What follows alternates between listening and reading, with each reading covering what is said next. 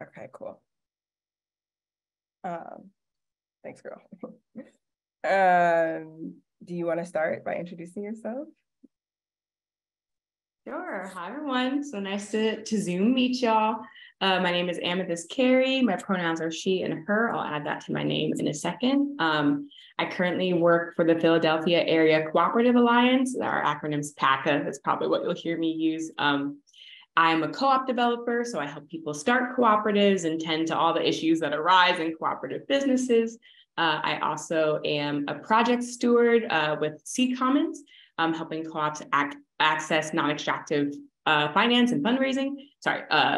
In the forms of loans mostly.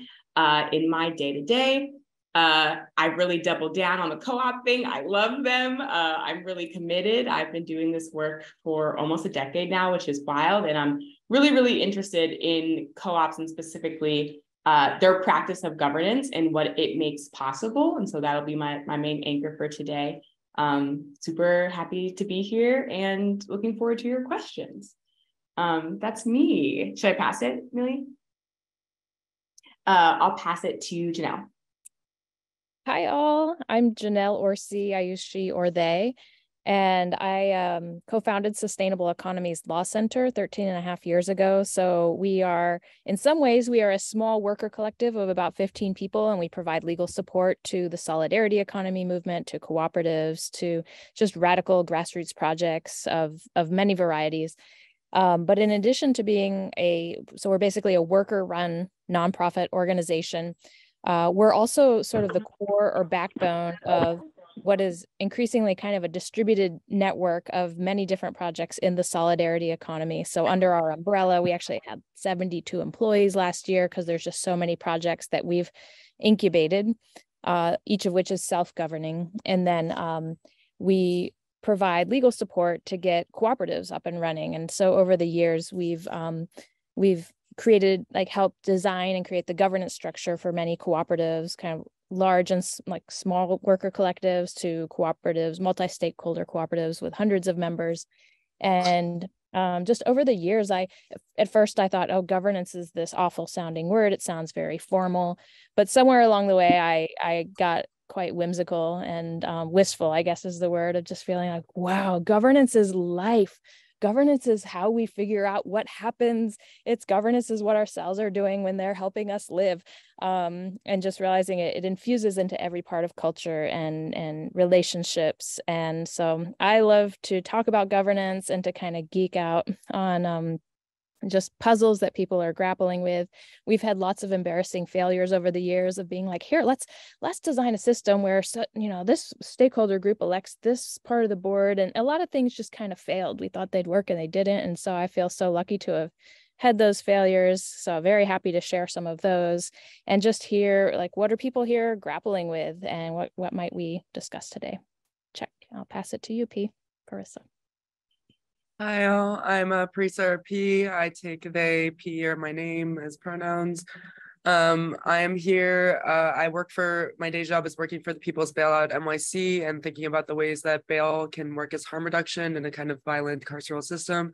I work a lot in abolitionist spaces, particularly jail support, New York, and think about how collaboration can be both world building in the present and also a harm reductive approach to surviving the world that we live in, where governance forms are already incredibly oppressive. I think a lot about systems and structures in terms of the specific violence that they cause in localized communities and the ways that we can create cooperative and collaborative world building movements to kind of refuse that. I'm also a member of a collective called Yellow Jackets Collective that has been doing celebratory world building with queer Asian American femmes in New York City for about 7 years now. And we also use archive and memory practice as creation methods for alternative futures. So I'm really excited to be here. I want to learn more about co-ops from everybody here, and I'm excited to hear about what everyone's been working on and the kind of ways that models of living together and working together can actually be a survival tool and a tool for building the future. Y'all just sneak introduce the talk. Okay. Governance or whatever it is we're trying to do. I'm Millie Akuwabweze. I'm with CS&S. I'm a senior program manager here, and I work on the DII, Digital Infrastructure Incubator program. And this talk series is to support that program. So folks are basically trying to imagine and innovate and come up with new ways of relating to each other on their like open source digital projects. And so we are looking to see the ways in which people work and how that is like reflected in the things that they make. But there are other CS&S people on the call that I would also like to introduce who also work on this program. If y'all want to say hey, Rhea and Angela, just a little hi or a wave or come off a mute and say hello. Okay, it's very late where they are because they are living life overseas, unlike the rest of us who did not have the foresight to get out of the United States. So I guess they're gonna be quiet. All good.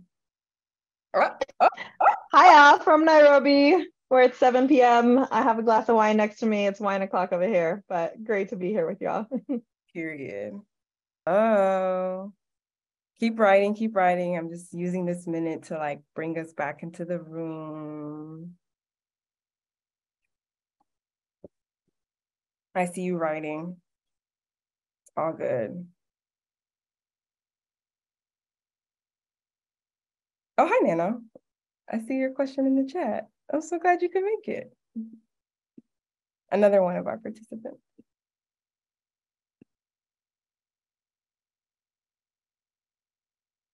Okay, we're at the 15. Okay, I'm going to turn to you, Amethyst, Janelle, P. Is there anything that sticks out to you that y'all would want to start the conversation with? These questions are good. They're spicy. I haven't picked one yet, but just making that comment out loud and curious if anybody else is particularly interested in one.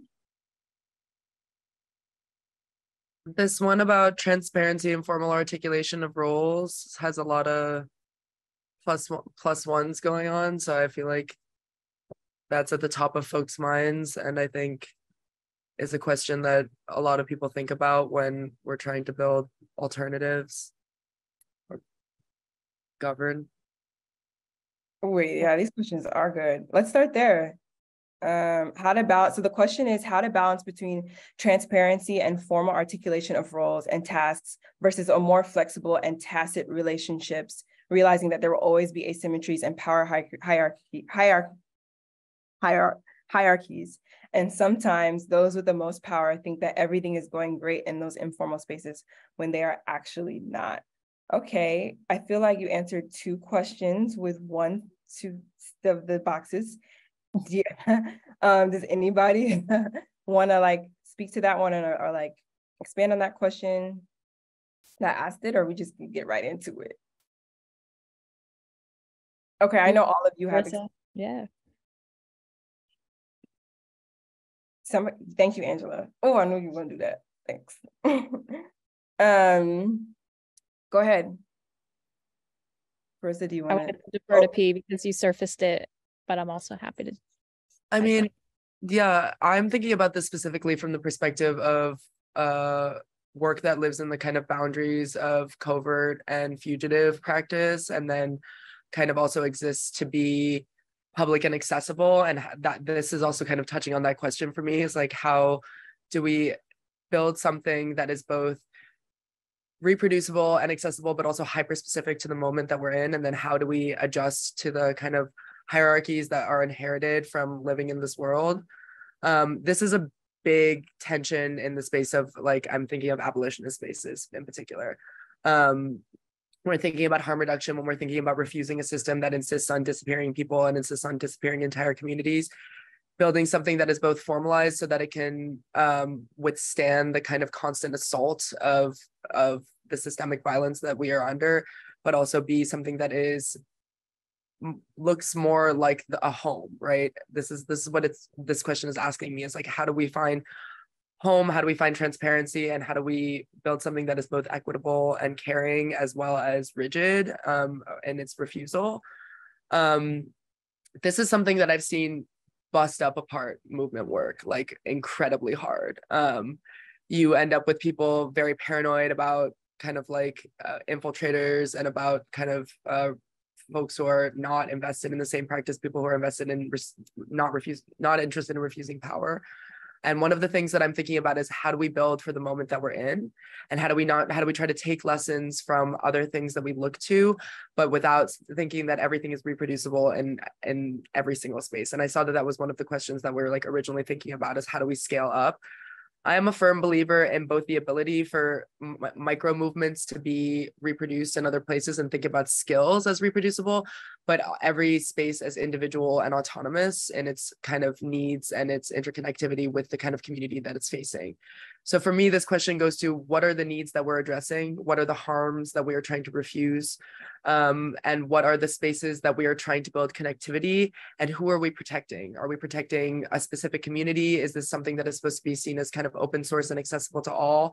In the case of jail support, it was always necessary to work with a degree of kind of privacy because of the ways that surveillance exists in the space. And I'm thinking about creating roles that make it so that we can build accountability, because that's what roles do for me, is build an accountable structure, figure out who is handling what, and also make it so that we're not doubling up on work that doesn't need to be doubled up on. But also think of these roles as things that exist because of practice and not because of name or because of positionality. I'm going to stop there and give the other folks a second to talk, but I really like this question.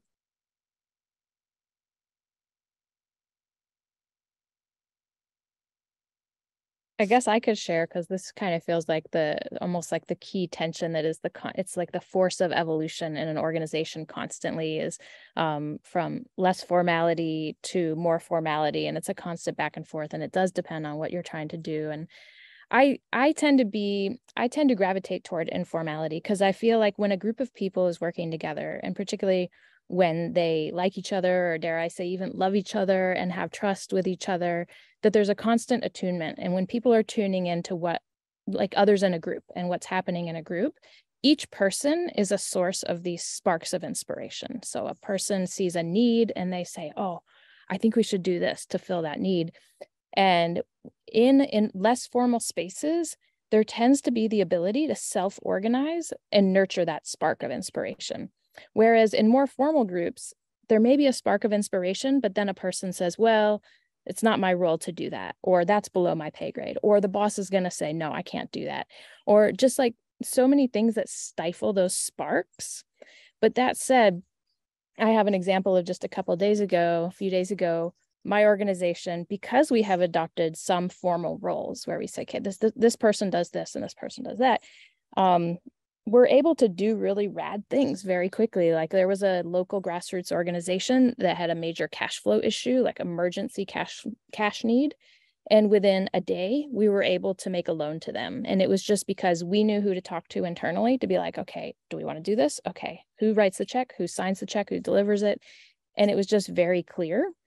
But there does come a point where when you want to adopt these formal roles, it starts to stifle your ability. I find this for me, so much of my time is demanded by doing the things that I have to do, that the law or structures say I have to do, that my own sparks of inspiration get stifled. And that for me has been a moment of adaptation where I'm like, okay, I need to move to doing different things that give me more flexibility. I need to be in more chaotic spaces again, because that's where I thrive. Whereas I have coworkers who are very happy to be like, I'm the person who writes the check, I'll do that. And there's a lot of like joy and comfort in having clarity in roles. And it's just for us a constant back and forth. Oh, but I should say, I'm one of those people that loves informality, because I'm also one of those people that has a lot of that unspoken power, privilege, age, law degree, founder of the organization, where for me, it's just like, I'm able to express my power in these informal spaces very naturally. And so, yeah, to what you named about power imbalances emerging from those informal spaces, that's definitely there. Yeah, I can pick up right there. I love and appreciate this conversation. I feel like I'm coming in, unsurprisingly, I personally identify as a rules ass bitch. A structure ass bitch. I love it. That is my bread and butter. And I often exist in spaces where I feel like I am usually that person surrounded by people who hate that, right? I feel like restricted and oppressed by my friend, Miliaku.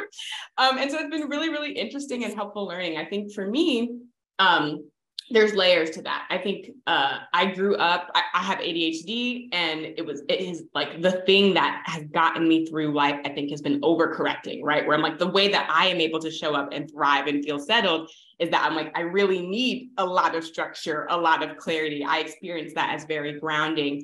And I'm sure that, like, I think part of that is a like dominant culture thing, right? We can also talk about the ways that people are like pigeonholed, labeled, and then, you know, forced to be contort themselves to reach like X label of productivity. There's some real stuff there. I do also just think folks have different inclinations, and different things make spaces accessible to different people. I feel like that's the real the like extra thing that I wanted to contribute when I'm thinking about how do we show up and like get work done and be good to each other.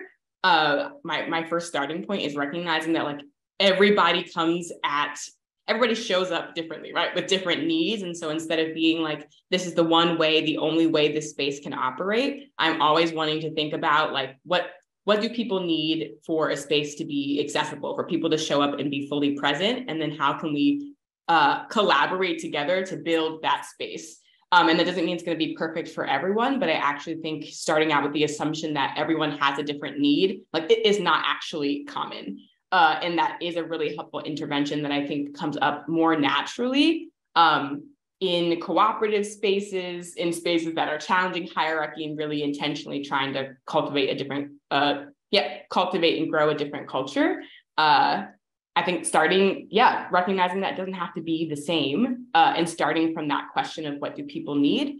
And Janelle was speaking about this, the like power imbalance thing, and the way that I have, and my grounding is really in co-op context. I also work at a not formally codified, but I think very much in practice, like a worker self-directed nonprofit in a flat staff collective. So that's the context I'm speaking about, though I think it can be extrapolated into other places.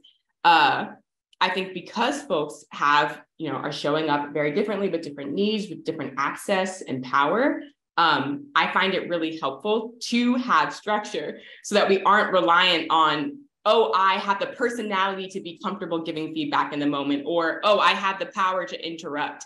And so I actually think sometimes having formal structures allows for more flexibility. So people, and I think specifically talking about, this point about power imbalance and some people thinking things are fine when they aren't. I think, if you are in a group where you love and really know everyone and you have a lot of trust, maybe you don't need those formal structures to be able to pull somebody aside and have a conversation or interrupt. But that is not, I think in a lot of our organizing, especially, like everybody's not going to be besties and have the same level of comfort. So I think in those situations, which I think end up being most situations, having some structure in place for like course corrections, for checking in and making sure this is actually working, some like conversational structure, like rounds where everybody gets to talk uninterrupted, and maybe you start with the person who actually is the lowest in the hierarchy so that it's not always the same voices talking. And I think sometimes, my main thing is I think rigidity helps no one, right? You always want to have, or in my opinion, it is helpful to have structures that are able to shift and accommodate what people need. But I really find that having those things named, having those practices set, allows people to show up from all different points and hopefully still have their voice heard and not have to rely again on like personality or like a willingness to put yourself out there to be able to speak to something that's really important and could be lead to like a group dynamic of something falling apart. That's what I'll say for now. Go ahead, P. I see you want to speak. I mean, that to me leads to a natural segue about the question I saw and hear about the relationship between bureaucracy and structure. I lost it because people are adding more amazing questions, but I think it's like I've really lost it in here, but thinking about what is the relationship between bureaucracy and governance, I would love to hear from the co-op perspective that, because I was raised in Washington, D.C. with parents who worked in the government, who were just embedded in bureaucracy, right? Like this kind of process that we've been told that under the current form of democracy is our only form of participation and a way of ensuring that a lot of the things that Amethyst is talking about, but we know that they don't. Thank you so much. And so I'm thinking about the fact that we're not looking for bureaucracy. All of us are speaking to the ways that structure needs to serve the people and serve the movement and serve the work that we're doing. But we've been raised in a society where bureaucratic structure seems to be the only pathway to do that, that everyone filling out the same form, everyone kind of filling out taxes in the same way, everyone doing it the same, right? We know that it's not. It still ensures a hierarchy and ensures different kinds of access. So what are the ways that kind of, I'm interested in the ways that you all build space and protocols to kind of level the playing field a little bit, but also make it so that we're not doing things for the sake of doing things. If I can add on to that question, I think and this kind of speaks to the tones of the other questions and like conversations I've had around this, what happens when those needs that to accommodate actually stem from like, say, white supremacy or like patriarchy or like a need to have control or a need to like, what happens when those needs that we're accommodating look more like we're familiar with in the bureaucracy side of things. And, we're trying to be in this transformative place where we're really just like, to bring in the opening quote, like where Janelle's opening quote, like governance is just life. It's like, it doesn't actually need to be with paperwork and like, oh, you didn't sign in before you answered the checking question. Like we don't, type of ways in which we kind of have, to bring in David Graeber and some of your work, Parissah, like the ways in which like bureaucracy kind of becomes a system of informal policing amongst each other. And so I'm curious to, as you guys answer P's question, to bring in some analysis around that as well. I would love to hop in. And also, wow, my heart is so full. I'm so excited for this conversation. There's so much to say. I'm having a million thoughts. I'm gonna try really hard to organize them and say one or two at this time. Something that like really blew my mind and that I'm excited to get into with my co-panelists, because I think we have some differing thoughts about this that are going to make for a really rich conversation. I think that often we conflate governance with government, because in this country, especially, we relegate so much of our governing power to government. And so we associate all forms of governance with the government and their terrible, awful, ineffective bureaucracy.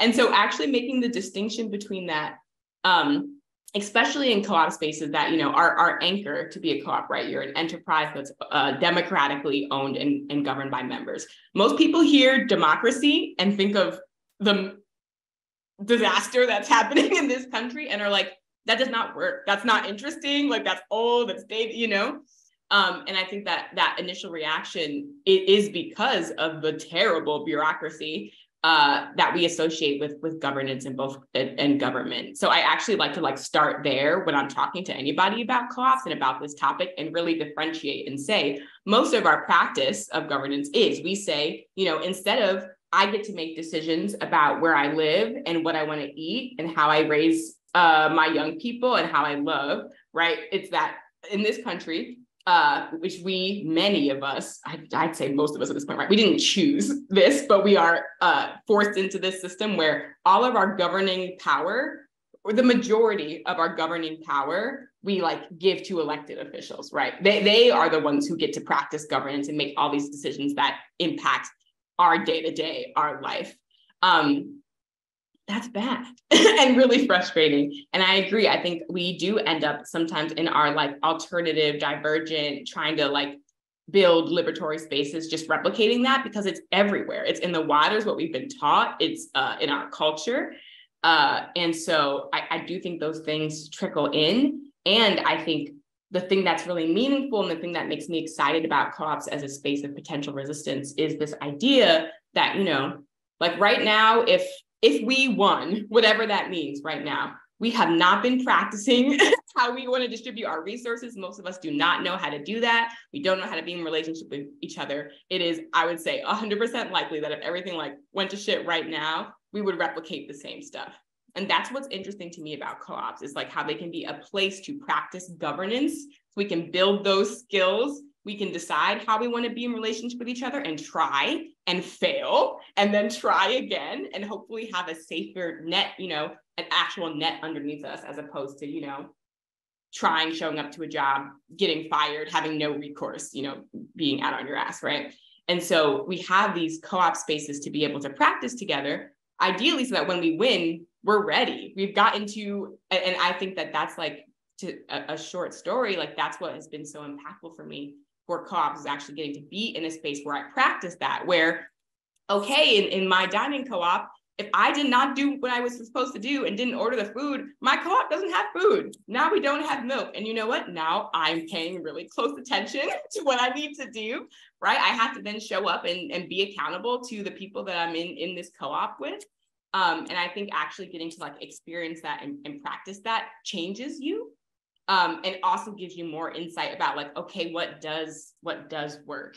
And I definitely experienced in our like, this co-op that was like my first co-op was its own little entity that was part of a bigger co-op network.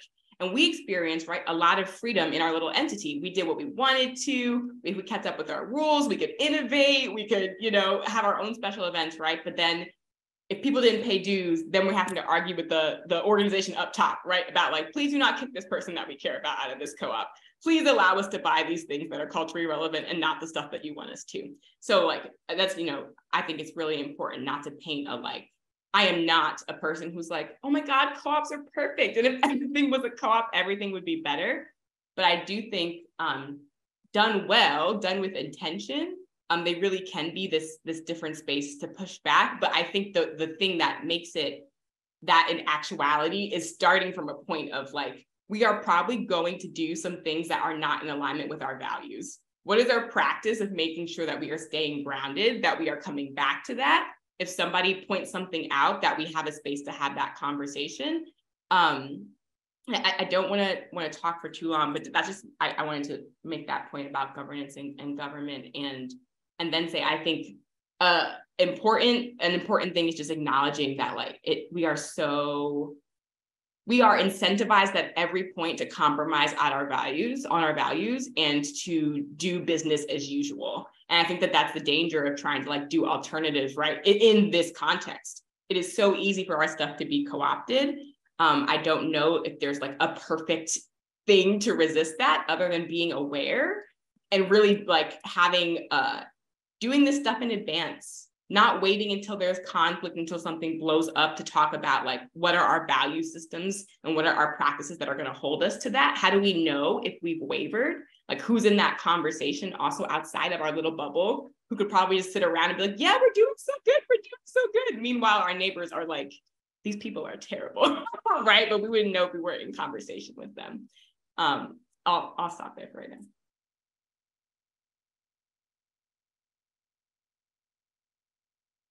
I mean, just to add on to that really briefly, I won't speak for too long because I really want to hear what Janelle has to say. But what you're kind of drawing to is the way that we have been taught to outsource governance, right? That this entire, at least in the United States and in many parts of the world, the way that we have been taught that about accountability, about governance, about the ways of organizing ourselves, about choice, about kind of autonomy, about care, is about how do we outsource it to a nameless, faceless body, and so that we remove our ability to kind of reclaim collective power, and that there has been a constant practice under white supremacist kind of heteropatriarchal capitalism to limit our imagination of relation and to de-skill us in terms of the ways that we know how to do things like conflict resolution, care practices, feeding ourselves, housing ourselves, all of these different things. And what I think that you're drawing to is the ways in which kind of co-ops act as this incredibly fertile site to practice that. And I don't have much experience in co-ops, but I do have it in kind of collaborative building. And especially in jail support, this was kind of like this is a big thing in abolitionist movements, is how do we in-source our caretaking practices? How do we think about harm reduction as something that is within our power, within our hands, and remove ourselves from the system of policing that kind of invites us to disappear our problems and disappear people, and in turn disappear our collective power. And so thinking about how to expand our imagination in terms of thinking ourselves as incredibly fruitful, imaginative, sparkful human beings that have the capacity to actually do all the things that we imagine a nameless, faceless system is potentially doing and failing for us every single day. Love it. Sparkful human beings. Beautiful. Wow, my head feels like a beehive because you all just said so many things I could pick up on. And I'm also just sort of like circling back to like, okay, this is CSNS and it's the Digital Infrastructure Incubator. And I know we have folks here from these great organizations like Internet of Production Alliance and Open Agroecology Lab. And what you all are doing is trying to it appears to me to be like activating networks. And I do feel like some of the most powerful things that have happened, even on large scales, have largely been self-organizing. In other words, I feel that a lot of governance and just beautiful things happen in the world without bureaucracy. And it doesn't mean that things don't have structure. And I think there's certain conditions we can create or minimal levels of structure that enable people to come together and for those sparks within a network to say, hey, I want to contribute this to the network, or hey, I want to organize this project. And some of those, I think, Amethyst, you named it, relate to like some of the structures we use to even have conversation. Just yesterday, I was in a meeting with all of my coworkers and we were making a financial decision. And normally we always invite feedback in the structure of going in a circle and then going in a circle again until the feedback is exhausted. Because if you ask somebody for feedback in a popcorn style, and this happened in the meeting yesterday, and I don't know why it happened, it just deviated from our usual structure. Someone says, does anyone have feedback on this? And I did have feedback in my head, but I didn't have the courage to voice it because we weren't going in a circle. I was like, is my feedback good enough to popcorn up and say it? And so things that invite people to come together and be visible to each other and listen to each other, like that's a structure. It is a structure, but I wouldn't call it bureaucracy. And it's one of these structures I feel is really essential to nurturing the self-organizing.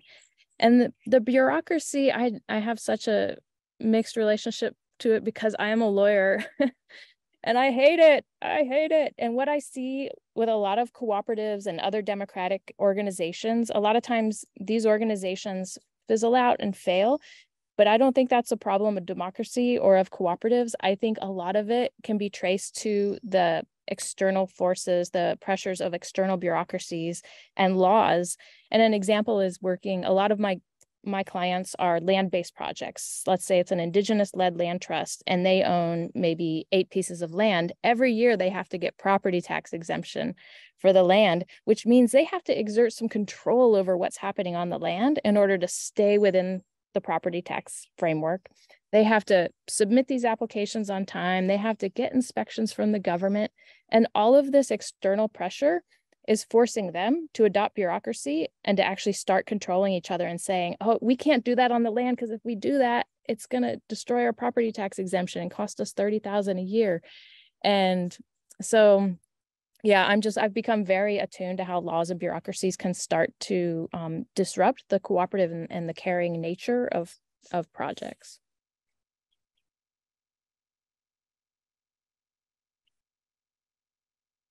Thanks, y'all. That was a very fruitful conversation. I'm in the doc now. I see your comments, Sarah, but there's so many questions I think that we could get into. I think the next one with a lot of plus ones might be that I'm trying to make sure it wasn't answered. Do modes of governance deemed alternatives or divergent need to be? We kind of talked about scaling. I think maybe the next one is like, what have people learned about decentralized network, collaborative, or participatory governance? I don't know if y'all are interested in talking about that one. Should people be compensated for being involved in governance, determination, or reshaping? Are there any questions that stick out to y'all? Or like, do y'all want to answer any of these? I'm curious, Parissah, if you want to speak to the decentralized network. I feel like a lot of your work that you've talked about sounds like in that camp, and I would love to hear your thoughts. No pressure, putting that out there. I also think the topic of compensating people in governance and organizing spaces in general is like, ooh, a juicy one. Those would be I like all of these questions. Those are the 2 that are standing out to me right now. I've been hearing a lot within CSNS and like even with the projects we're working around decentralization, and it fits really nicely with open source. So I would love to have a conversation with the three about decentralization. Does that feel like a direction that people would be, we're getting nods. I love a nod. Either way, this way or this way. I like both nods. Let's go. Let's get into it. I think what was that question? Here, I'll post it in the chat. What have people learned about decentralized, network, collaborative, or participatory governance? And someone plus one and said, or what is most challenging? Thanks, Sarah. Yeah, I mean, in the abolitionist framework and kind of like the direct street action framework, like decentralization is kind of key because centralization makes you incredibly vulnerable. One person holding knowledge. We have tried and failed that, at least in jail support. And I love all this conversation about trying and failure, because I think that's also another thing that living under capitalism does, is it imagines failure as unproductive rather than something that can be incredibly constructive in terms of opening up new spaces of practice.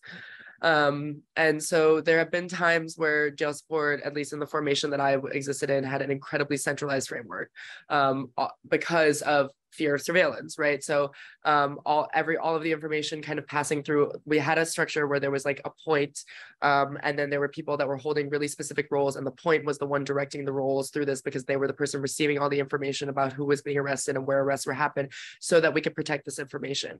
That made it incredibly, incredibly vulnerable, because what happened was that if that person is not available, if that person gets stressed, or if inevitably that person has a relationship to power that starts harming them or somebody else, that entire structure falls apart and you have to start all over again, which is not the end of the world. You start all over again all the time. It's a book of endings. It's a book of beginnings. Like, I think that these practices are incredibly important to live in a cyclical space. But thinking about decentralization is, to me, about how do we skill up as many people as possible? How do we share as much information as possible? And how do we make it so that the structure and the ecosystem, think of it as an ecosystem that can be flexible and responsive to the kind of natural disasters and the kind of intentional disasters that happen when doing refusal work. So some of the practices that we had were kind of making sure that everybody was trained in every role, but also thinking about, what does everybody mean? It can't mean every single person in New York City. It can't mean every single person in the world. It can't even mean every single person in my neighborhood. It means the 25 people who have capacity to participate and want to, and thinking about things on a voluntary basis in terms of what people want to participate in and what they have to skill up in, and then what capacity they want to kind of expand on and grow on, and where we could share and feed those back and forth. Thinking as every person as indispensable and invaluable, but also as a confined space that is incredibly permeable, because things like jail support, you're working with strangers, you're bailing out people that you've never met before, you might not ever see them again, you might be in long-term relation to them, they might have harmed other people in your collaborative space. And so how do you think about something that is where, if I'm not available, we have somebody else on standby who actually knows how to talk to the police, who knows how to talk to the courts, who knows how to track down an arraignment number? But then if I am able to step back into that, how do we kind of move with two people in that? And I think that that's made it so that these relationships are a lot stronger and more flexible. And now I know like hundreds of people who have the exact same skills that I do, but in really specific ways to their experiences. There've also been difficulties, right? Because there's a question about, how do we bottom line things? If everything is decentralized and if everybody is responsible for everything, how do you make sure that the task gets done? So in a really material sense, that means like, how do we make sure that there's a medic on standby? How do we make sure that we have all of the material support that we need, the clothing, the shoelaces, the Metro cards? How do we deal with money? Thinking about things as decentralized brings up all of these questions, because you're still living within the structure that we exist in, that we're not existing in a total void where we're starting from scratch, which also brings me back to compensation. Compensation is a very difficult topic for me, and I've just taken a job as a bail organizer, and I'm thinking about like, what does it mean for this to be my paid work now? And I'm thinking about, how do we have eyes on the system that we live under right now, knowing that people need money to survive, need housing to survive, that we're not all able to live in collaborative living, working environments where we're also able to be creative and raise young ones and feed each other and all these different things. But also that we always want to have one foot in the future. And so one of the ways I think about that is needs. What are the actual needs of the people around us and of ourselves? What are the needs that can be fulfilled in this moment that don't need to be replaced by financial gains? And how do we think about fulfilling those needs collectively without draining ourselves and draining our resources? So if what is the money for? Is the money for food? How do we think about collectivizing food structures? Is the money for housing? How do we think about sharing the resources around housing that we have and relation to each other? Is it around healthcare? How do we think about the healers and the medics and all the people that we know in our community that can also fill in for alternative care in these spaces? Once these needs are filled, what is money actually for, and what are we actually using it for? If there are still things that people need, that's when we start talking about compensation.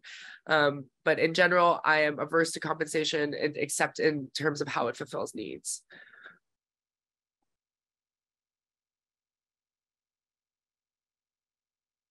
I'm giving room for Amethyst and Janelle to reply. We got the nods. I'm serving pizza. Perfect.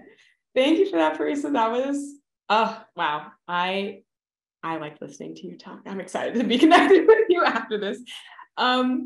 Yeah, that really hit. The few things that I want to touch on, maybe from, with my anchor being in like participatory governance, though I think it's very connected to decentralized networking. I feel like the same principle behind the, like, if one person's in charge and something happens to that one person, it all falls apart, and the vulnerability of having all the intel strategy stuff held in one place, I feel like also is at least part of the thinking behind the benefit of participatory governance, right? And so you are hopefully diverting the likelihood of burnout, of decision-making bottlenecks, and of only one person getting to like, you wield all the power, but then also yield all the benefits that like all the learning, all the experience of being that like one sole decision maker. I feel like that's sort of the frame for participatory governance, which like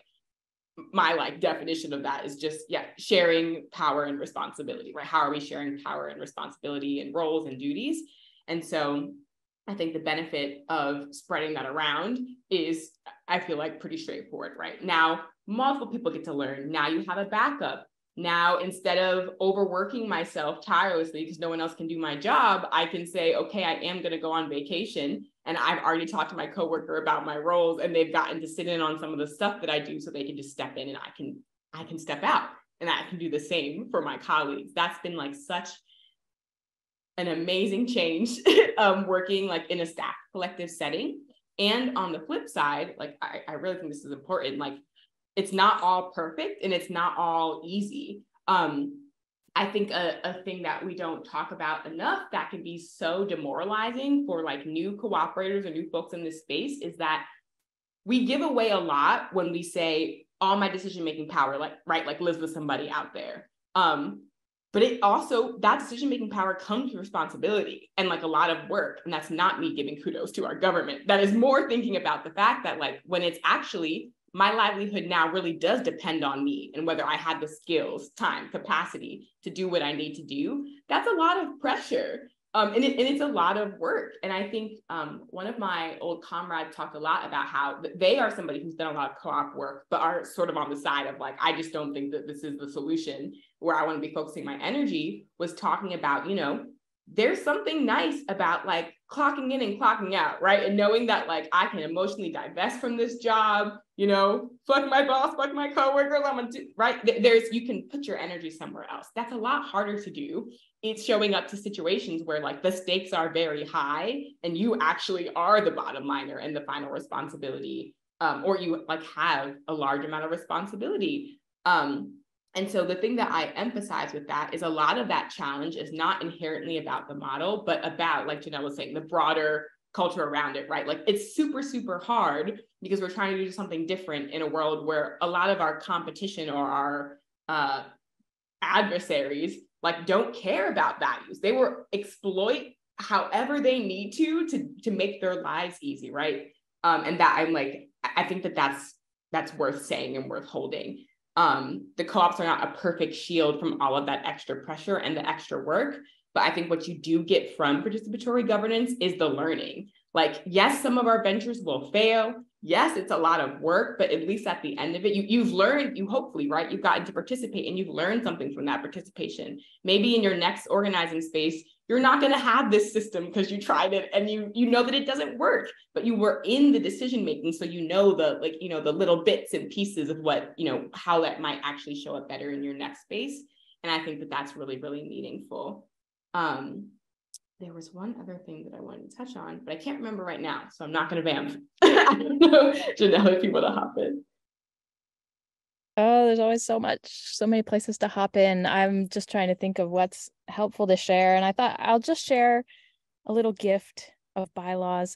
We have we draw cartoon bylaws for many of our clients, and I'll just share one of the organizations we've worked with is People Power Solar Cooperative, and we've tried to build several of what I would call sort of medium scale, multi-stakeholder, decentralized cooperatives, and where the work of the cooperative is really happening in many small groups, and then relying on the cooperative for a backbone of support. But I have to say, it is hard. It is like the nut that we're still trying to crack of how to build distributed or decentralized nodes where things are happening, but also still communicating and coordinating with the broader organization. And when things are very resource intensive or knowledge and skill intensive, which building solar projects is, and building anything related to energy and solar, it's technically complex and legally complex. And what we realized with the solar cooperative is there needs to be a paid core staff holding that expertise, and actually carrying out a lot of the work that just everyday people can't do.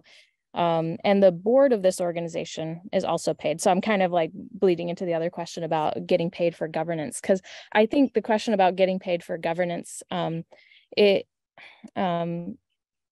it implies that governance is somehow separate from doing the work. But I think most decisions get made in the space where work is actually happening on a day-to-day basis. And we realize like we have to admit, like most of the decisions are actually being made by the workers, even though this is a cooperative with something like 100 members who are mostly just members of the community. Most of the decisions are being made by the people doing the work, and most of the people doing the work are paid workers. That said, one thing you'll see in these bylaws is just a clear statement that the role of the workers is to create an ecosystem in which community members can come together, learn together, and envision projects together. And so what this co-op has done is do a lot of really wacky things. They have a collective that shares batteries, backup power batteries for when we have power outages. They have a solar-powered refrigerator in Oakland. They have a mobile solar trailer. So it's just like community members, they did effectively bring people together in small groups, support them to ideate and actually carry out the projects. And so it's just, but I will say, it's just like, it's a constant struggle of where is the power falling and where is the initiation of projects actually happening versus who's doing the work of carrying them out. So I'll just acknowledge that building decentralized organizations, it's very important, but also very challenging. Thanks, y'all. We're coming up on the end of the conversation today. It's giving juicy. Very, very happy that y'all like came together to bestow this knowledge upon us all. And to close out, I've kind of already, I'm sorry, executive decision. Oh no.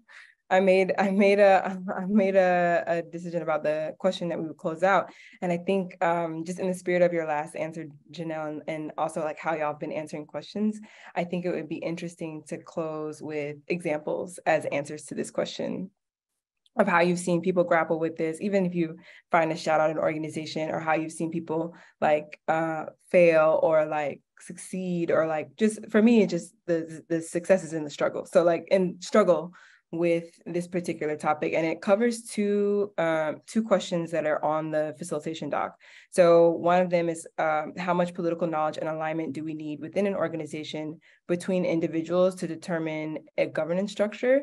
And I think I want to feed that question into how do we consider and incorporate equity and reparations in our governance structures, and how can we build care into this process, and is that necessary? So we're talking about equity, care, words of the years lately, and governance, and the struggle that I'm sure we're all familiar with people to actually unseat these in their models. And to a lot of what y'all are saying, and the description, a nod to the description of the talk, is like, it is just like these little decisions that we have to make with each other every day, as simple as like who swept the floor, as simple as like who took up the most talking space in a room, et cetera, et cetera. These are like governance models.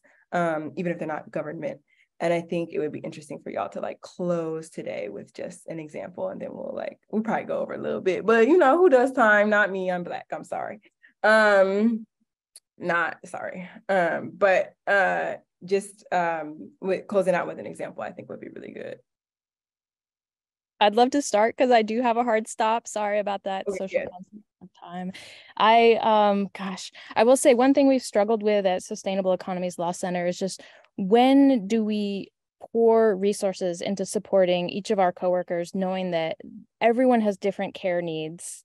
People go through different stuff. Sometimes people need to stop work for long periods of time. A lot of this has to do with equity and different access to privilege. Like when someone's going through a crisis in their life and they don't have the financial support, when do we offer it to them? We try to do as much as we can, but every now and then we realize that itself has become a distraction from the core work and our core mission. And so it is one of these things we're always balancing of how to take care of each other and make space for really diverse needs within the organization, while not allowing that to become the focus of everything that we do. So sorry, I can't give more detail, but yeah.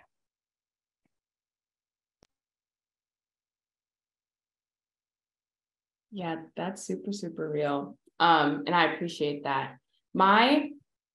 I'm going to start big and then come down real small to the specific question, which is I've just been sitting with this for a long time, but my personal stance and analysis is that I'm just like not super invested in quote unquote mass movement and these giant efforts to gather everyone. And that is not because I think that only a small group of people should have access to the things we're talking about and only some people are deserving, right? That instead I think comes from what I feel like I've witnessed in my like few years in this, well, not few, in my like decade of doing co-op and solidarity economy work and organizing, is that I feel like in this effort to capture everybody, which I feel like involves necessarily making yourself somewhat palatable to capitalism and the dominant forces, so it can be seen as a viable, real, worthwhile alternative, you lose out on the values and the practice that I think we actually need to live in this liberated world that these like big strategies are trying to get us to.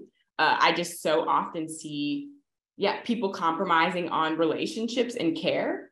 And so my anchor has really been that I'm like, that's where I want to focus my energy. That's what I think will actually get us there. And I again, where I'm like, what happens if we have all these co-op businesses and everything's a land trust and we're deeply in the solidarity economy. And if somebody like hurts my feelings, I feel like I can call the police still, right? Like that's that like replication that I was talking about. And so my anchor is in relationships and care. When I think about the things that I've seen be the most successful, it is in the practices that people have with each other. I think about one of the clearest examples of like really like moving differently and like liberatory possibility. And it comes up like in my friendship with Miliaku, in like my networks of people where I know like if I'm sick, I have people who can come and check up on me. I'm in a group of folks, like many of whom are disabled, based here in Philly, who are still caring about COVID. And we're bulk ordering tests together. We're talking about how we want to organize these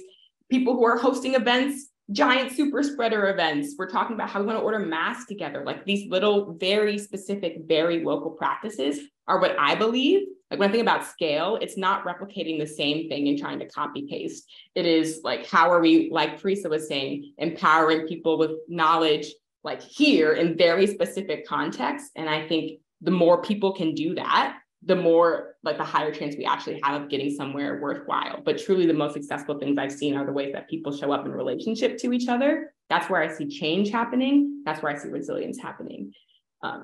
Check. Everything you just said really just like hit me because I'm also not particularly invested in mass movements.